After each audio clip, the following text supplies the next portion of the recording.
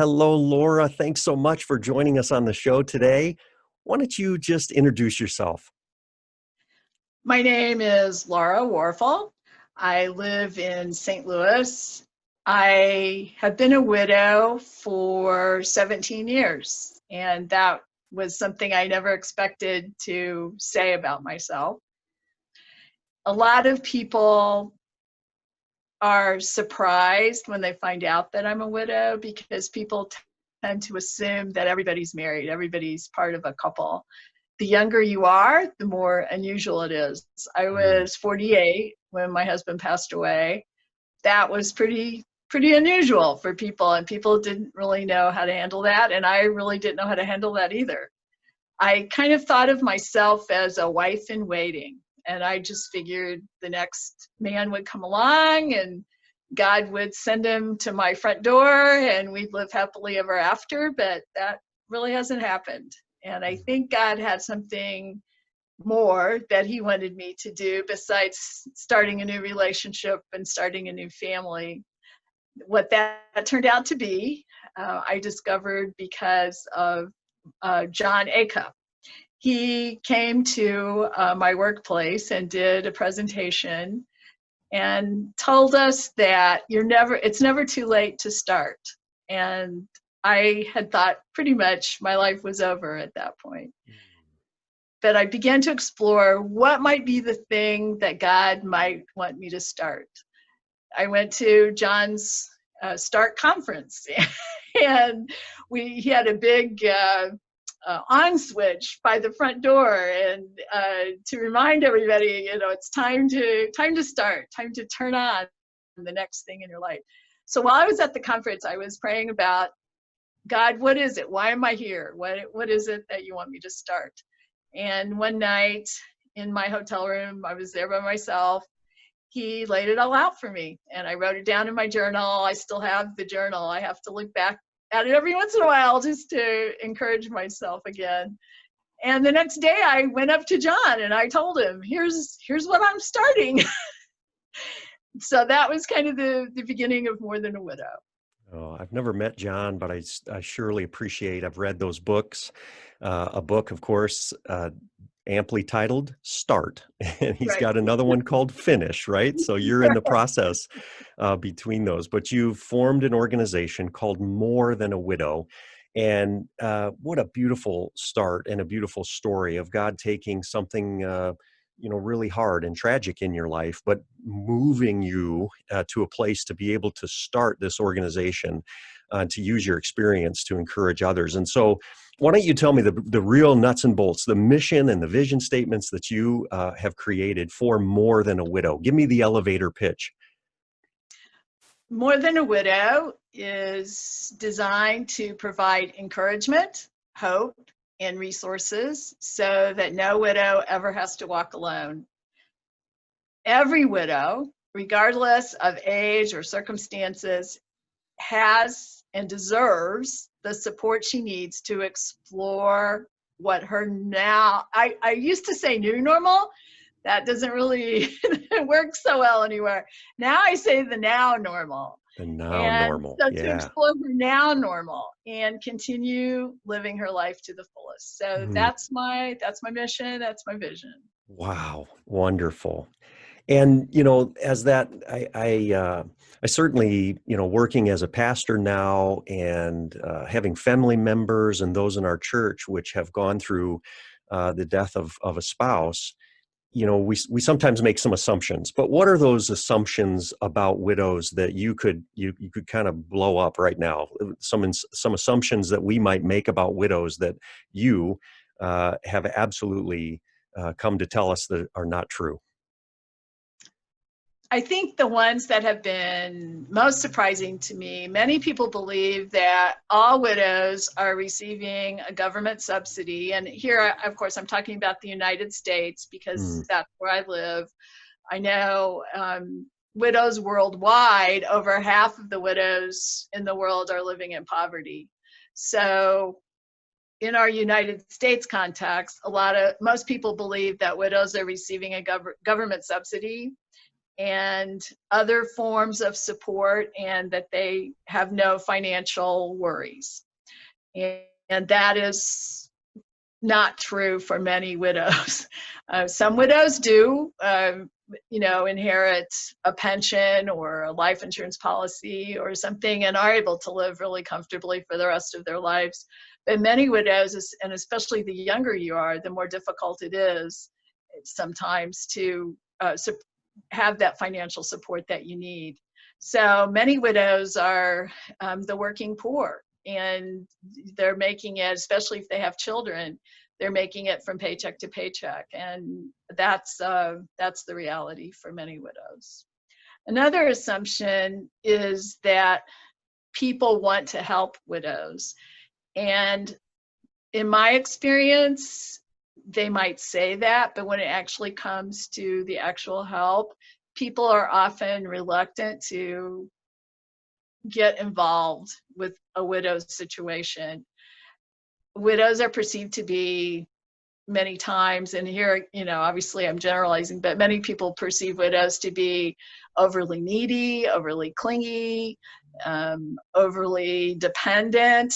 And so people many times shy away from widows because they don't want to get involved in whatever their reality is.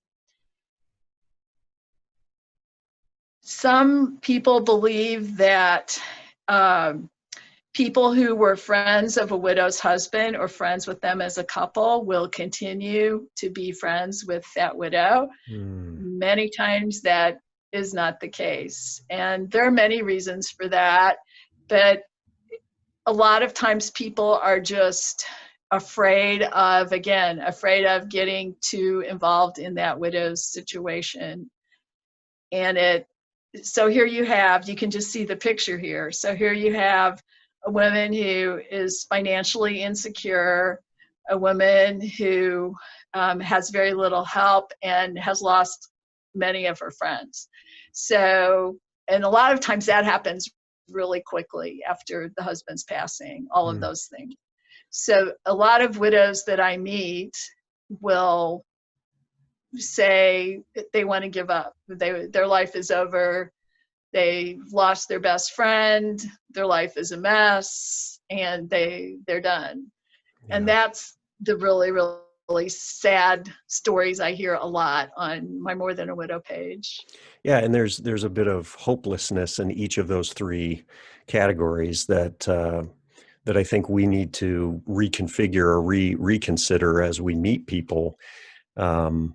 The financial need might be one of the easier ways that comes to my mind, and there are, certainly financial resources that we all have that can help these folks. But I think the other two are the ones that are much, because I think I have experienced perhaps this shying away to think, oh my goodness, I'm going to be going over there every day, or she's going to be calling me all the time,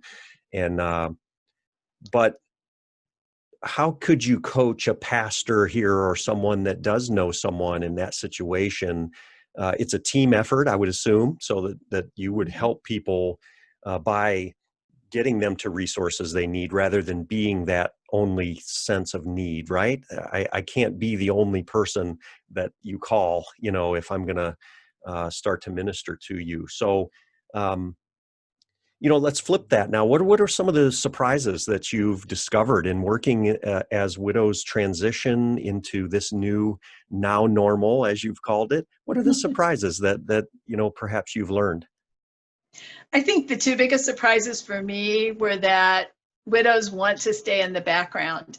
When I first began reaching out to my pastors at my church, I said, "Who are our widows?" And there was not a complete list of the widows. Everybody knew some of the widows, but nobody knew who all of the widows were. So we compiled a list, and we started to get the widows connected with each other, because a lot of the widows didn't even know who the other widows were. So that was very interesting. So those were two things that I found to be really helpful in the church context, is to know who the widows are and then to help the widows connect with each other. Another surprise to me is that so many widows think their lives are excuse me, so many widows think their lives are over because their husband is gone. And there are many reasons for that, but many widows get stuck in that. And that is my biggest goal with More Than a Widow, is to let people know you're still here. You're still here for a reason. God still has more for you to do, and to get them excited about life again. Hmm.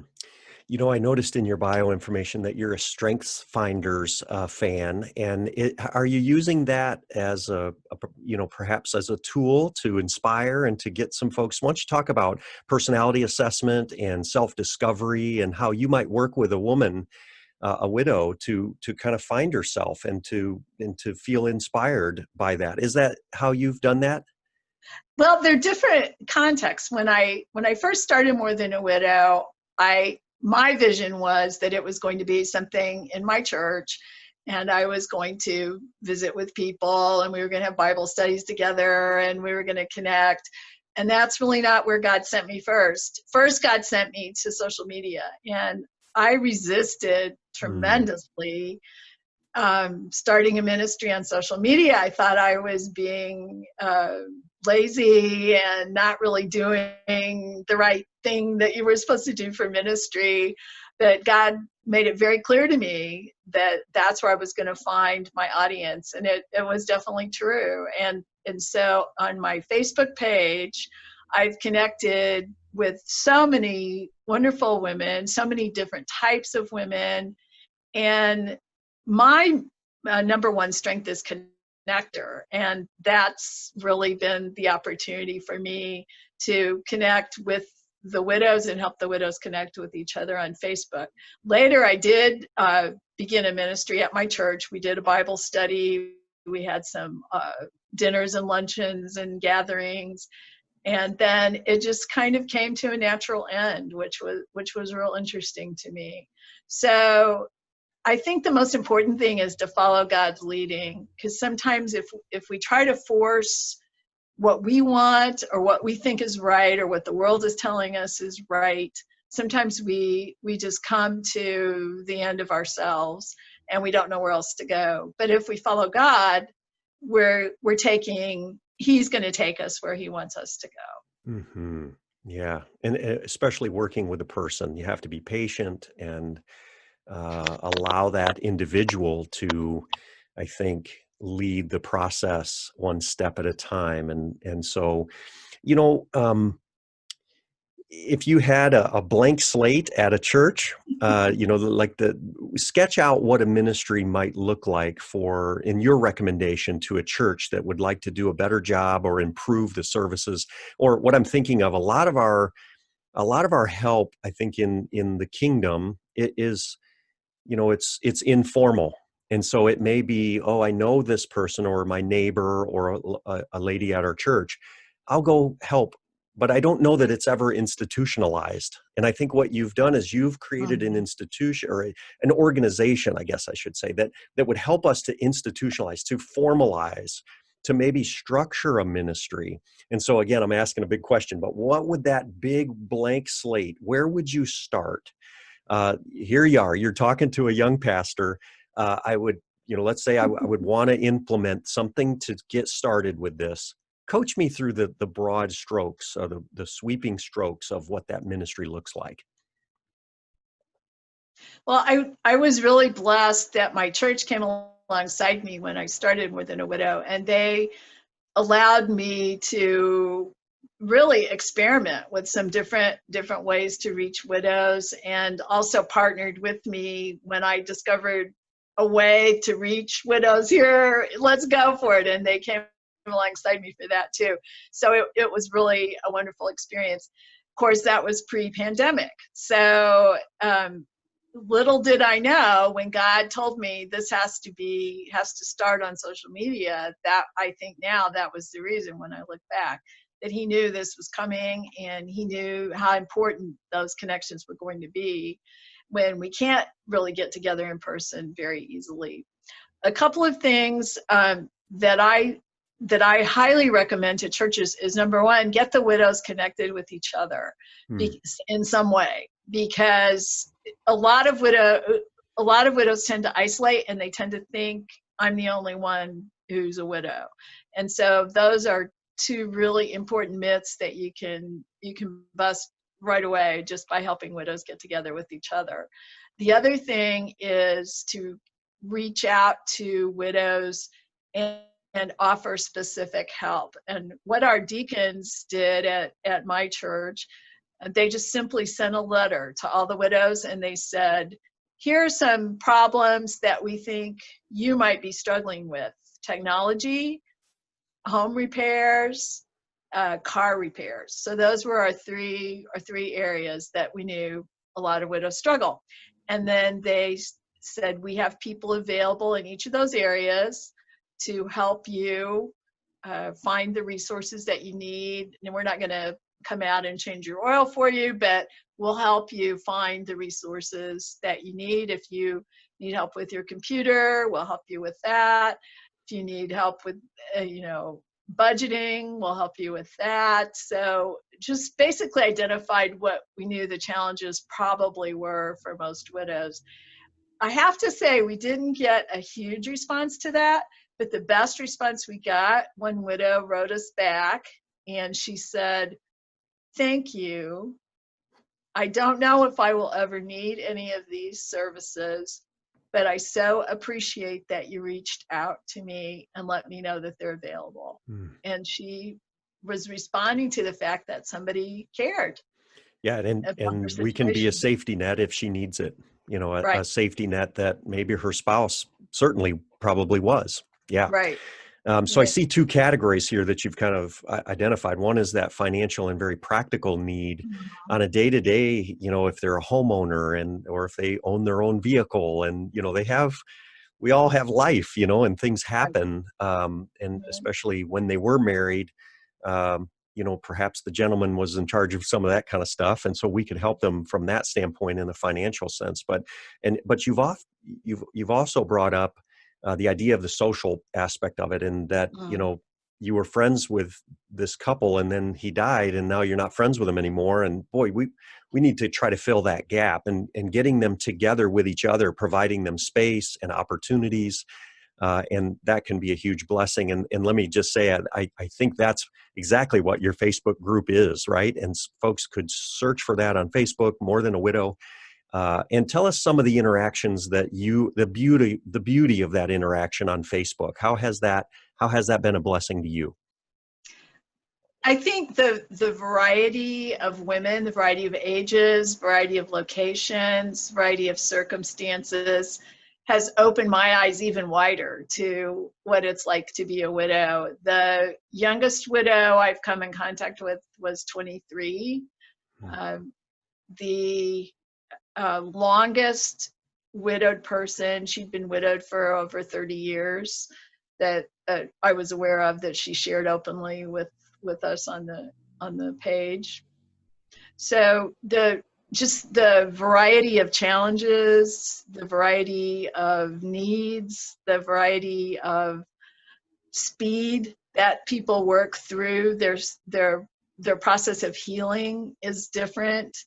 It's been really interesting to watch. A lot of the women who were active on my page when I first started 5 years ago aren't really there anymore. And so I like to think they've worked through a process where maybe they don't feel like they need the page anymore, or maybe they, I like to think positively that, they found what they needed and they don't really need it anymore. It's also really interesting to see my long timers. I have some who've been with me since the very beginning, and they're still engaging, and that's really fun too. Yeah. I see your message, for More Than a Widow, really being two widows. And I want to give you a chance to maybe speak to a widow here that might be listening. But there's also a message from that those of us who are working to encourage and support widows, and that's kind of the twofold ministry that I see that God's given you. And so I guess with that, give us, if there are any widows listening, just Speak freely to them. Give them some encouragement here, Laura. Okay. I think it's important to know that being a widow is not an oddity and it's not an unusual experience, because almost every marriage is going to end with one spouse dying before the other spouse. And statistics show us that more often it is the man, the husband, who dies first. And women are never ready to become widows, but they can be prepared. And that's something I like. I talk with women who are not widows to let them know what might be coming ahead for them so they can be prepared. Because I hear that so often. Oh, I had no idea what our finances were about. I never thought I'd be the first one to go. I never thought I'd be a widow. And so for women now who still, even while they're still married, they can begin to gain financial knowledge and understand financial planning for their future. And many widows, they have no idea about the finances when the husband passes away. And that can cause huge, huge burdens. Also, to build up spiritual strength. So the stronger we are in our relationship with the Lord, the more prepared we're going to be for whatever's coming in our future. And then to develop our own hobbies and interests. So when the time does come when we may be the widow, we're not lost, because we still have things that we're interested in and enjoy, and we're not totally dependent on a husband and children to fulfill everything in our lives. Yeah, absolutely. Thank you for that. That is great. What keeps you going? A couple Bible verses or something that gives you strength to get out of bed each day and to keep doing what you're doing. Inspire us. Is there anything that comes to your mind, Bible verses wise? Well, my theme verse for More Than a Widow is 1 Thessalonians 5:11. Mm, So encourage yeah. each other and build each other up, just as you are already doing. Love it. Psalm 121 is also my go-to. It's gotten me through many, many dark nights and many Yes. difficult days. So those are my two that I go to. Laura, you are a delight. Thank you so much for joining us today on the show. How can folks best get in touch with you? We've mentioned the Facebook page, but I want to give you another chance to just, connect with people. Sure. My website is laurawarfel.com, and there you will find my blog and a list of resources, including my ebooks. Also, you'll find links to my social media pages and accounts and feeds. So everything you need to know pretty much is there. That is awesome. So nice to meet you today. Thanks for joining us on the Encouragers United podcast. Thank you for the opportunity.